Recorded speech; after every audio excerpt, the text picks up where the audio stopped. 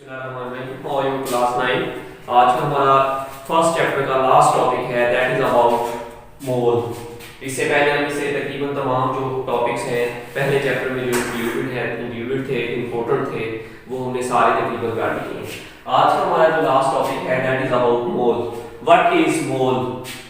The amount of a substance that contains 6.02 multiplied by 10 to the power 23 number of particles that is called a mole। ये जो हमारे पास यहाँ पे उन्होंने लिखा है amount of a substance, ये amount जो है किसी भी चीज की that may be in the form of atoms, that may be in the form of molecules or maybe in the form of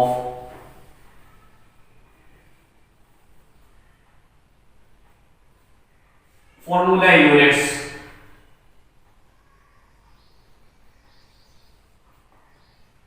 atoms atomic form में अगर कोई चीज है हमारे पास उसके जो हमारे पास एक एटम होगा उसमें नंबर ऑफ पार्टिकल्स होंगे वो 6.01023 होंगे और वो एक मोल के बराबर होगा। फॉर एग्जांपल हमारे पास हम कहते हैं कि हमारे पास एक एटम है कार्बन का, तो कार्बन का जो हमारे पास एक एटम है इसका जो मास है ये हमारे पास 12 ग्राम है। इसमें जो नंबर ऑफ पार्टिकल्स है वो हमारे पास है 6.02 10 to the power 23 और ये किसके बराबर है? That is equal to 1 mole. That is equal to 1 mole. अगर हम मॉलिक्यूल्स की बात करें, for example we have H2O water molecule. The mass of one molecule of water is 18 gram per mole। अगर हम मोलर मास की बात करें तो ठीक है, one molecule of water contains 18 grams per mole of molecular mass और उसमें number of particles हुए that are equal to 6.02 10 to the power 23। that is also equal to 1 mole of water। इसी तरह से अगर हम फार्मूला यूनिट से ionic compounds जो होते हैं उनके जो फार्मूलाए हैं उनको हम फार्मूला यूनिट्स की फॉर्म में लिखते हैं। For example we have one ionic compound that is called NaCl, 1 mole of NaCl। यानी एक हमारे पास फार्मूला यूनिट है हमारे पास NaCl।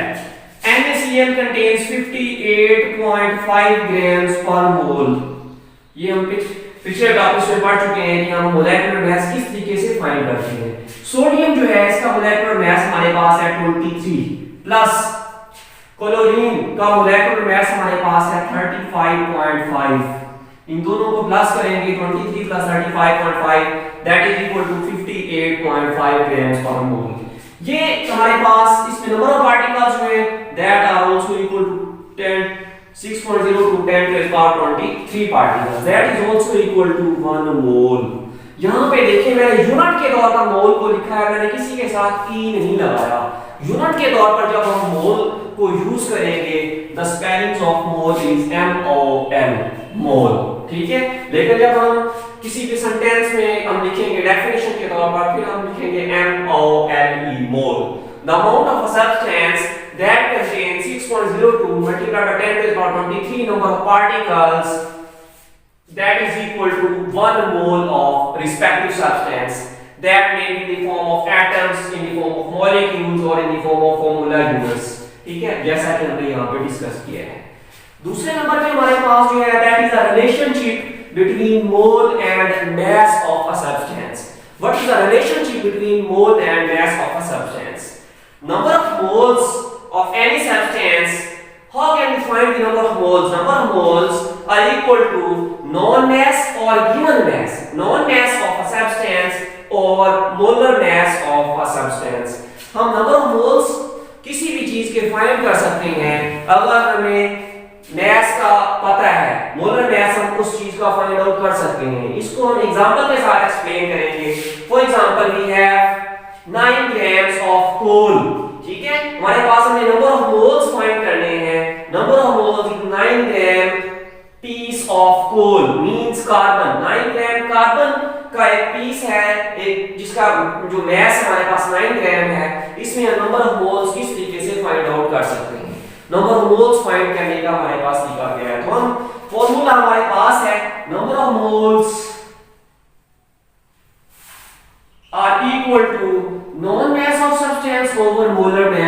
सब्सटेंस।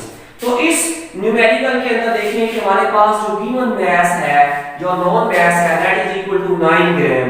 तो सबसे पहले आप क्या लिखेंगे, given mass of a substance, given mass of a substance, given mass of a substance that is equal to 9 ग्राम। अब हमने कार्बन का मोलर मास फाइंड करना है, हम लिखेंगे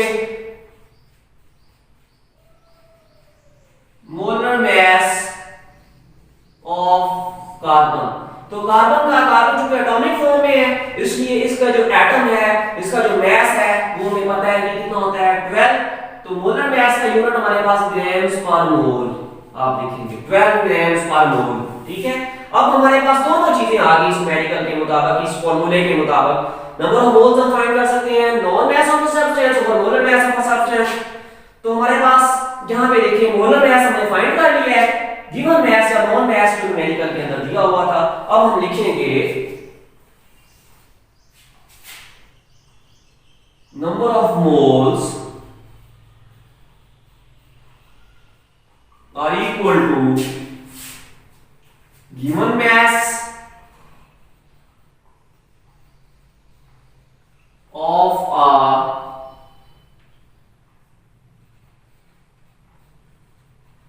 substance over molar mass। ये जो हमने फाइंड किया है over molar mass of a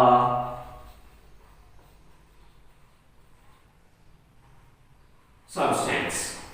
तो हमारे पास गिवन मास कितना है, गिवन मास हमारे पास 9 ओवर, हमारे पास मोलर मास कितना है, that is equal to 12, 9 over 12। तो ये हमारे पास क्या आएंगे नंबर ऑफ मोल्स। 9 ओवर 12 जब आप कैलकुलेटर से सॉल्व करेंगे 9 ओवर 12 तो ये आपके पास आएगा 0.75 मोल, ठीक है। तो आपके पास क्या आंसर है, आंसर आपके पास है कि 9 ग्राम जो पीस ऑफ कोल है आपके पास, या 9 ग्राम कार्बन है, ये 0.75 नंबर ऑफ मोल्स की इक्वल है। तो आपके पास नंबर ऑफ मोल्स जो आएंगे, number of moles that are equal to 0.75 mole. यहां पे मोल यूनिट के तौर पे इस्तेमाल हो रहा है, लिहाजा हम क्या लिखेंगे MOL, E वगैरह हम नहीं लिखेंगे इसके साथ, ठीक है। तो ये आज का हमारा जो है वो टॉपिक था कि हम नंबर ऑफ मोल्स किस तरीके से फाइंड कर सकते हैं अगर हमारे पास गिवन मास है। इस इक्वेशन के मुताबिक अगर आपके पास कोई सी दो चीजें दी हुई हैं, अगर मोलर मास दे देता है, नंबर ऑफ मोल्स दे देता है, तो ये मास आप फाइंड कर सकते हैं।